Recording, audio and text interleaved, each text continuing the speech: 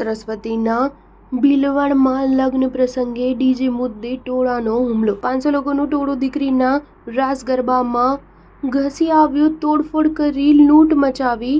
ટોળા અને 14 લોકો સામે નામજોગ ફરિયાદ. પાટણ જિલ્લાના સરસ્વતી તાલુકાના ભીલવડ ગામમાં ગુરુવારે રાત્રે દીકરીના લગ્ન પ્રસંગે ડીજે મ્યુઝિક બંધ કરાવવા મામલે ગામના જ અન્ય કોમના ટોળાએ દાદાગીરી કરતા મારામારી અને લૂંટની ઘટના બની હતી.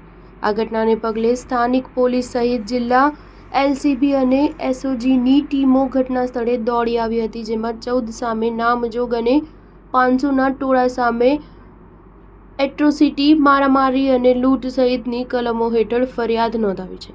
ગુરુવારે સાંજના સમયે ભીલવણ ગામમાં એક પરિવારના દીકરીના લગ્ન પ્રસંગે ડીજે મ્યુઝિક વાગી રહ્યું હતું. આ દરમિયાન ગામના જ અન્ય કોમના 400-500 લોકોના ટોળાએ લગ્ન પ્રસંગમાં આવીને ડીજે બંધ કરાવવા દબાણ કર્યું. આ દબાણ દરમિયાન ટોળાએ દાદાગીરી કરતા લગ્નના પરિવારના સભ્યો, જેમાં મહિલાઓ પણ સામેલ હતી, તેમની સાથે મારામારી કરી હતી.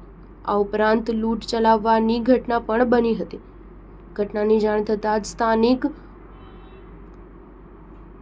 વાગડોદ પોલીસ મથકની ટીમ ઘટના સ્થળે પહોંચી હતી. સાથે જ સરસ્વતી અને કાકોશી પોલીસ મથકની ટીમો તેમજ પાટણ જિલ્લા લોકલ ક્રાઇમ બ્રાન્ચ અને સ્પેશિયલ ઓપરેશન ગ્રુપ પણ ઘટના સ્થળે પહોંચી હતી.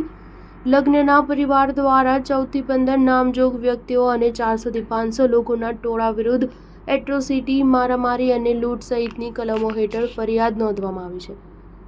પોલીસ સૂત્રોના જણાવ્યા મુજબ આરોપીઓને પકડવા માટે કોમ્બિન ઓપરેશન હાથ ધરવામાં આવ્યું છે. આ ઓપરેશન દરમિયાન કેટલાક આરોપીઓને પકડીને પોલીસ મથકે લાવવામાં આવ્યા છે અને તેમની સઘન પૂછપરછ ચાલી રહી છે. ઘટનાને પગલે ગામમાં તણાવપૂર્ણ સ્થિતિ સર્જાઈ છે. પોલીસ દ્વારા ગામમાં શાંતિ જાળવવા માટે કડક બંદોબસ્ત ગોઠવવામાં આવ્યો છે. તો પોલીસ દ્વારા આરોપીઓની ધરપકડ માટે વધુ તપાસ ચાલી રહી છે. સાથે જ આ ઘટનામાં સામેલ તમામ લોકો વિરુદ્ધ કડક પગલાં લેવામાં આવશે તેવું પોલીસ અધિકારીઓએ જણાવ્યું હતું. Star news 7 Patan.